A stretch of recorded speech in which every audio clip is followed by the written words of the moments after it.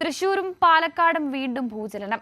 തൃശൂർ കുന്നംകുളം, കേച്ചേരി, വേലൂർ, കൈപ്പറമ്പ് മേഖലകളിലാണ് ഭൂചലനമുണ്ടായത്.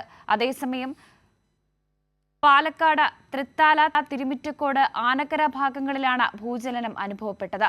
വിവരങ്ങളുമായി തിയോഫിൻ ചേരുന്നുണ്ട്. തിയോഫിൻ, വളരെ വലിയ രീതിയിലുള്ള ഒരു ഭൂചലനമാണോ ഉണ്ടായിരിക്കുന്നത്? ആളപായങ്ങളുണ്ടോ? നാശനഷ്ടങ്ങൾ രൂക്ഷമാണോ? വർഷ, ഇന്നത്തെ ഭൂചലനം 3:55 കൂടിയാണ് ഉണ്ടാകുന്നത്.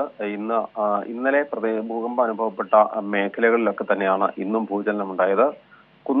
തൃശ്ശൂരിൽ കുന്നംകുളം മേഖലയിലാണ് ഭൂചലനം. ഇന്നലെ കുന്നംകുളം, ഗുരുവായൂർ മേഖലകളിൽ തന്നെയായിരുന്നു ഭൂചലനം ഉണ്ടായത്. കുന്നംകുളത്ത് കൈപ്പറമ്പ്, കേച്ചേരി, വേലൂർ എന്നിവിടങ്ങളിലാണ് ഭൂചലനം അനുഭവപ്പെട്ടതായി റിപ്പോർട്ട് വന്നിട്ടുള്ളത്.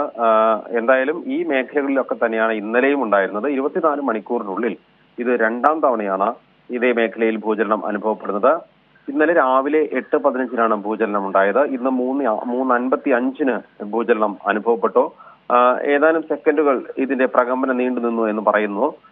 ഇതിന്റെ കൂടുതൽ വിവരങ്ങൾ നമുക്ക് ലഭ്യമായി വരുന്നതേ ഉള്ളൂ. ഇന്നത്തെ ഭൂചലനവുമായി ബന്ധപ്പെട്ട് ഇന്നലത്തെ ഭൂചലനത്തിൽ പലയിടത്തും വീടുകളുടെ ജനൽ ചില്ലുകൾ ഇളകുകയും പാത്രങ്ങൾ മറിഞ്ഞു വീഴുകയും ഒക്കെ ചെയ്തു. കുന്നംകുളം മേഖലയിൽ ചില വീടുകൾക്ക് ചുവരുകളിൽ വിള്ളലുണ്ടായിരുന്നു. ഒരു വീടിൽ, കുന്നംകുളത്ത് തന്നെ ആർത്താറ്റ് എന്ന സ്ഥലത്ത് ഒരു വീടിന് അല്പം കൂടുതൽ വലിയ വലിയ വിള്ളൽ ചുവരിൽ രൂപപ്പെട്ടിരുന്നു. അതായത് വീടിന്റെ പുതുക്കി പണിത ഭാഗവും പഴയ ഭാഗവും തമ്മിൽ ചേരുന്നിടത്തുണ്ടായിരുന്ന വിള്ളൽ ജനലിനോട് ചേർന്ന് അങ്ങനെ 2 വിള്ളലുകൾ രൂപപ്പെട്ടത് അല്പം വീട് ഇനിയും തകർന്നേക്കുമോ എന്ന ഭീതി വീട്ടുകാർക്കുണ്ടാക്കിയിരുന്നു. എന്തായാലും 24 മണിക്കൂറിനുള്ളിൽ രണ്ടാം തവണ ഇതേ മേഖലയിൽ തന്നെ ഭൂചലനം ഉണ്ടായത് ജനങ്ങളെ പരിഭ്രാന്തിയിലാക്കിയിട്ടുണ്ട്.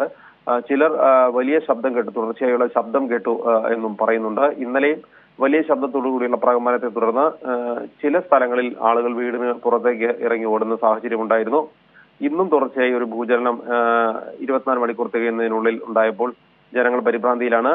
ഇന്നലെ പാലക്കാട് മേഖലയിലും കുന്നംകുളത്തിനോട് അടുത്തുള്ള പ്രദേശങ്ങളിൽ ഇന്നലെയും ഭൂചലനം ഉണ്ടായിരുന്നു. ഇന്നും അതേ പ്രദേശങ്ങളിൽ ഭൂചലനം ഉണ്ടായി എന്നൊരു സൂചനയും ലഭ്യമായിട്ടുണ്ട്. വർഷ.